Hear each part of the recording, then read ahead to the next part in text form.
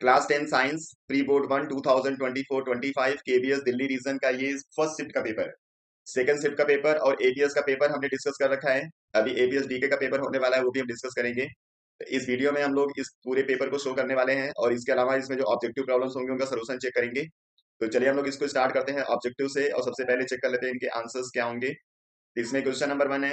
यहाँ पे एक रिएक्शन मेंशन है और बोल रहा है इसको बैलेंस करने के बाद डब्ल्यू एक्स वाई और जेड का नंबर क्या आएगा। तो यहाँ पे SO2 और हाइड्रोजन गैस का जब रिएक्शन होता है तो SN और वाटर बनता है।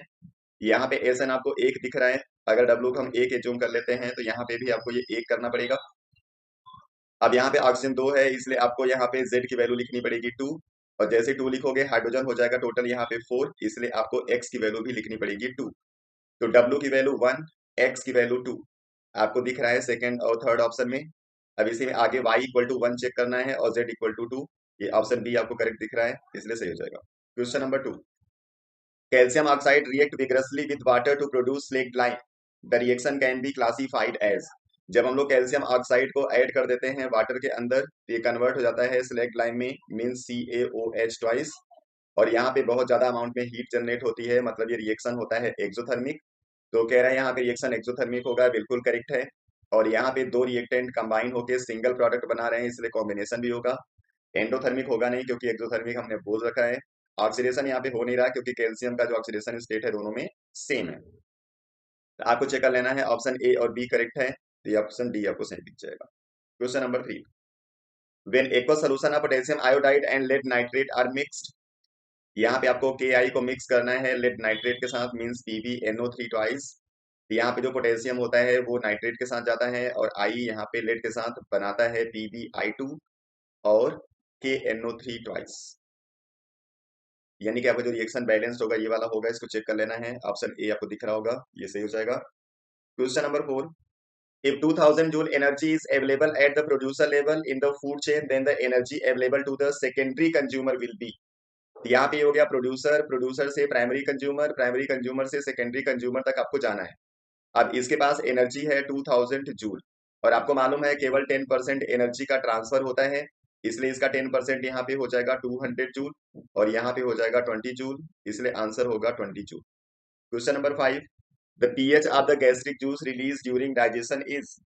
जब गैस्ट्रिक जूस रिलीज होता है तो उसी गैस्ट्रिक जूस में एक कंपोनेंट आपका होता है HCl, जो स्टमक के मीडियम को बनाता है एसिडिक, इसलिए यहाँ पे मीडियम एसिडिक होगा, इसलिए दो ऑप्शन तो ऐसे ही गलत हो गए। अब इन्हीं दोनों में चेक कर लेना है, ठीक है। तो HCl मीडियम को एसिडिक तो बनाता है लेकिन इतना भी ज्यादा एसिडिक नहीं बनाता कि उसका pH 1.2 हो जाए, ठीक है। इसका pH 1.5 से लेके 3.5 के बीच में होता है, इसलिए इसका ऑप्शन आपको ए वाला सही कर देना है, तो इसका आंसर होगा 2.5। Question number 6, baking powder is a mixture of. आपने कंपाउंड पढ़ा होगा बेकिंग सोडा। जो बेकिंग सोडा होता है वो होता है सोडियम हाइड्रोजन कार्बोनेट, और जब इसी बेकिंग सोडा के अंदर हम लोग ऐड कर देते हैं टार्टेरिक एसिड, तो इन दोनों के कॉम्बिनेशन को हम लोग बेकिंग पाउडर बोलते हैं। जो बेकिंग पाउडर होगा वो कॉम्बिनेशन होगा सोडियम हाइड्रोजन कार्बोनेट और tartaric acid. Question number 7, metal do not give hydrogen gas on reaction with nitric acid. तो यहाँ पे एसिड में हम लोग जनरली यूज करते हैं HCl और H2SO4। इन दोनों एसिड का नेचर HNO3 के नेचर से बिल्कुल अलग है। जब इन दोनों एसिड का रिएक्शन आप मेटल से कराते हो तो ये आसानी से हाइड्रोजन गैस को रिलीज कर देते हैं। मतलब यहाँ पे एसिड मेटल से रिएक्शन करेगा तो हाइड्रोजन रिलीज होगा, मतलब कि ऑक्सीडेशन रिएक्शन होता है। लेकिन यहाँ पे क्या होता है, जब मेटल का रिएक्शन कराते हो HNO3 के साथ तो यहाँ पे हाइड्रोजन रिलीज नहीं होता, ठीक है, क्योंकि इसका नेचर इनके नेचर से बिल्कुल अपोजिट है। तो दुनिया में दो मेटल ऐसे हैं जो HNO3 के साथ रिएक्शन करके ये हाइड्रोजन गैस देते हैं। वो दोनों मेटल आपको याद रखने हैं, एक आपका होता है मैग्नीज और एक होता है मैग्नीशियम। तो ये दोनों HNO3 से रिएक्शन करके हाइड्रोजन गैस देंगे, इसलिए इसका आंसर आपको लिख देना है C. Question number 8, a metal carbonate react with solution X which form a salt, water and a gas Y। A metal carbonate react with solution X, एक मेटल कार्बोनेट आपके पास है, लग देते हैं हम लोग यहाँ पे Na2CO3। अब इसका रिएक्शन करना है एक सॉल्यूशन के साथ और इस सॉल्यूशन के साथ रिएक्शन करके ये बनाता है सॉल्ट, मींस NaCl, साथ में एक वाटर मॉलिक्यूल और साथ में एक गैस। तो यहाँ पे जो गैस आता है वो CO2 आता है। जब भी किसी कार्बोनेट या बाइकार्बोनेट का रिएक्शन हम एसिड से कराते हैं तो वहां पे CO2 जरूर आता है।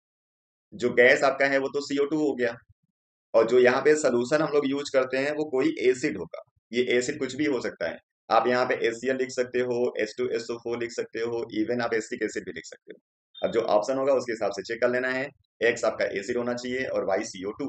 तो आपको जो दूसरा ऑप्शन है इसमें दिख रहा है ये X एसिड लिखा हुआ है और Y CO2। Y CO2 यहाँ पे भी है लेकिन यहाँ पे X NaOH बोल रहा है इसलिए गलत होगा। ठीक है, question number 10। Sphincter muscles are present at the exit of. जो इंस्फिंक्टर मसल्स होते हैं वो फूड को जगह जगह रोकने का काम करते हैं, और जहां पे फूड को कुछ लॉन्ग टाइम तक रोकना होता है वहां पे इंस्फिंक्टर लगे होते हैं।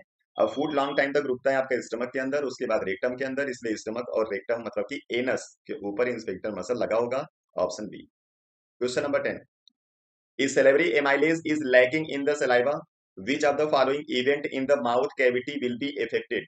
जब आप फूड को माउथ के अंदर एंटर कराते हो तो वहीं से डाइजेशन स्टार्ट होता है, और सलाइवा के अंदर प्रेजेंट होता है सेलेवरी एमाइलेज, और जो सेलेवरी एमाइलेज है वो एक्ट करता है स्टार्च के ऊपर, और ये स्टार्च को डाइजेस्ट करके बनाता है शुगर, जिसकी वजह से आपका फूड चबाने के बाद थोड़ा सा मीठा लगने लगता है। तो यहाँ पे अगर सेलेवरी एमाइलेज सलाइवा के अंदर प्रेजेंट नहीं होगा तो स्टार्च का डाइजेशन माउथ के अंदर नहीं होगा। Question number 11। In the given diagram of a closed stomata 1 2 3 4 respectively are. यहाँ पे 1 2 3 4 है क्या पूछ रहा है आपसे। तो जो 1 यहाँ पे है वो इसको मेंशन कर रहे हैं, ये होगा न्यूक्लियस। तो 1 को लिखना है न्यूक्लियस। अब 1 न्यूक्लियस यहाँ पे दो ऑप्शन दिख रहे हैं ए और बी, इन्हीं दोनों में कोई सही होगा। जो दूसरा है वो क्लोरोप्लास्ट को मेंशन कर रहा है, तो दूसरा क्लोरोप्लास्ट हो जाएगा। जो तीसरा है ये अंदर यहाँ पे मेंशन हुआ है और यहाँ पे वैक्यूल्स प्रेजेंट होते हैं, तीसरा वैक्यूल होगा।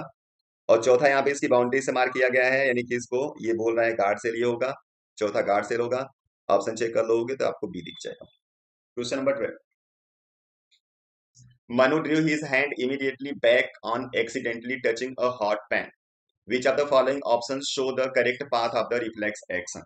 रिफ्लेक्स एक्शन जब भी होगा तो वहां पे क्या होता है, जो इन्फॉर्मेशन है मतलब जो रिसेप्टर है वो स्टिमुलस को रिसीव करेगा और उसकी इन्फॉर्मेशन को वो सेंसरी न्यूरॉन के थ्रू भेजेगा ब्रेन को।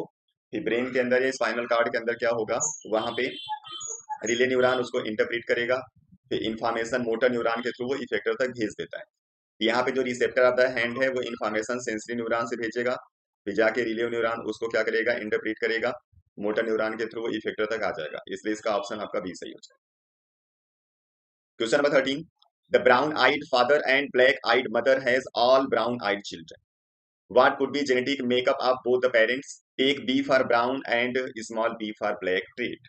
ठीक है, अब यहाँ पे जो कह रहा है फादर है वो ब्राउन आइड है, और जब ब्राउन यहाँ पे डोमिनेंट होगा तो जो फादर का जीनोटाइप है वो कैपिटल बी बी भी हो सकता है और कैपिटल बी स्मॉल बी भी हो सकता है, और मदर को बोल रहा है कि वो ब्लैक आइट है, और जब ब्लैक आइट होगा तो मदर का जीनोटाइप केवल एक ही होगा, स्मॉल बी स्मॉल बी। अब यहाँ पे कह रहा है कि इन दोनों का कौन सा कॉम्बिनेशन यूज करोगे जिससे इसके सारे जो चिल्ड्रन होंगे वो ब्राउन आइड होंगे। यहाँ पे अगर इस कॉम्बिनेशन को यूज करें, ये जो मदर होगा ये आपका ब्लैक आइड नहीं है, ठीक है, ये नहीं चलेगा। अगर इसको यूज करते हैं तो यहां से भी सारे आ जाएंगे, लेकिन तो इसमें भी प्रॉब्लम वही है कि जो मदर है वो ब्लैक नहीं है। अगर इसको यूज करोगे तो यहाँ पे भी सारे ब्राउन आएंगे और मदर यहाँ पे ब्लैक है, ये कॉम्बिनेशन चलेगा। अगर इसको यूज करते हो तो यहाँ पे मदर ब्लैक है लेकिन तो सारे चिल्ड्रन यहाँ पे ब्राउन नहीं आएंगे। तो मेरे हिसाब से इसमें ऑप्शन केवल एक सही है, तीसरा अगर हम पहले को मान लेते हैं फादर और दूसरे को मान लेते हैं मदर। तो अगर केवल हम चिल्ड्रन के ऊपर जाएंगे तो आपको यहाँ पे दो कॉम्बिनेशन दिखेंगे जिसमें चिल्ड्रन हमेशा ब्राउन आइड होगा। अभी ऑप्शन किस बेस पे इन्होंने यहाँ पे पेयर लिखा हुआ है मुझे नहीं समझ में आ रहा है। अगर इस प्रॉब्लम के अकॉर्डिंग हम आंसर लिखेंगे तो केवल आंसर 3 वाला सही होना चाहिए, ठीक है, बाकी आप लोग देख लीजिए। Question number 14। The image show the path of the incident ray to a concave mirror, where would the reflected ray meet for the image formation to take place. अब कोई भी लाइन जो प्रिंसिपल एक्सिस के parallel जाता है उसका जब हम लोग रिफ्लेक्शन करते हैं तो उसको पास कर देते हैं एफ से, तो एक लाइन चला जाएगा एफ से, और दूसरा जो एफ से इंसिडेंट करता है वो प्रिंसिपल एक्सिस के हो जाता है पैरेलल, तो इसको पैरेलल आपको पास कर देना है, और जब ऐसा करोगे तो यहीं पे इमेज फॉर्मेशन हो जाएगा। तो इमेज यहाँ पे सी और एफ के बीच में बनेगा, मतलब सी और एफ के बीच में इसका इंटरसेक्शन हो रहा है, तो लिखना है between C and F. Question number 15। The change in focal length of the eye lens is caused by the action of, जो आई लेंस है उसका फोकल लेंथ बदलता है जब सिलियरी मसल्स कॉन्ट्रैक्ट और रिलैक्स होता है, इसे लिख देना है ciliary muscles. Question number 16, in 1987 an agreement was formulated by the United Nations Environment Program to freeze the production of X to prevent the depletion of Y। तो कह रहा है एक्स वाई यहाँ पे क्या है। तो 1987 में जो एग्रीमेंट हुआ था वहां पे फ्रीज करने की बात हो रही थी प्रोडक्शन ऑफ क्लोरोफ्लोरोकार्बन की, यानी कि जो एक्स होगा वो सीएफसी होगा, और इसके ज्यादा एमिशन की वजह से डिप्लीशन होता है ओजोन का, इसलिए जो वाई है वो ओजोन है। तो आपको चेक कर लेना है, ऑप्शन हो जाएगा ए। उसके बाद यहाँ पे 4 एसर्शन रीजन है, उनके आंसर हम लोग देख लेते हैं। Human female has a perfect pair of 6 chromosome, ये बिल्कुल करेक्ट है। 6 chromosome contribute by the human male in the zygote decide the sex of the child, ये बिल्कुल करेक्ट है। जो ह्यूमन मेल है उसका जो जाइगोट के अंदर क्रोमोसोम्स होगा वही डिसाइड करेगा कि सेक्स ऑफ द चाइल्ड क्या होगा। और ये डिसाइड क्यों कर रहा है, क्योंकि यहाँ पे जो फीमेल है उसका जो सेक्स क्रोमोसोम होता है वो परफेक्ट पेयर होता है, मतलब दोनों एक जैसा। इसे आप लिखोगे दोनों करेक्ट है और इसको एक्सप्लेन भी कर रहा है, ऑप्शन ए। 18 है, a ray of light traveling from a rarer medium to a denser medium slow down and bend away from the normal। Slow down होता है ठीक है, लेकिन तो away from the normal bend नहीं होता, ये टुवर्ड्स द नॉर्मल बेंड होता है, इसलिए ये हो गया गलत। The speed of light is higher in the rare medium than in denser medium, ये ट्रू है, रेयर मीडियम में लाइट की स्पीड ज्यादा रहती है। Question number 19, greater number of individuals are present in lower tropic level, ये बिल्कुल correct है। जितना ट्रॉपिक लेवल लोअर आप यूज करोगे वहां पे ऑर्गेनिज्म का आपको डेंसिटी ज्यादा मिलेगा। रीजन है the flow of energy is by directional, energy का जो फ्लो है वो यूनि डायरेक्शनल होता है, ये बाई डायरेक्शनल नहीं होता, ये फॉल्स हो गया। तो ऊपर वाला ट्रू है, नीचे वाला false. Question number 20, sodium hydroxide react with zinc to produce hydrogen gas, ये बिल्कुल करेक्ट है। सोडियम हाइड्रोजन गैस जिंक के साथ रिएक्शन करके सोडियम जिंकेट बनाता है और हाइड्रोजन गैस रिलीज करता है, ये ट्रू है। Acid react with active metal to produce hydrogen gas, जितने एसिड होते हैं वो एक्टिव मेटल से रिएक्शन करके हाइड्रोजन गैस जनरेट करते हैं, ये भी ट्रू है।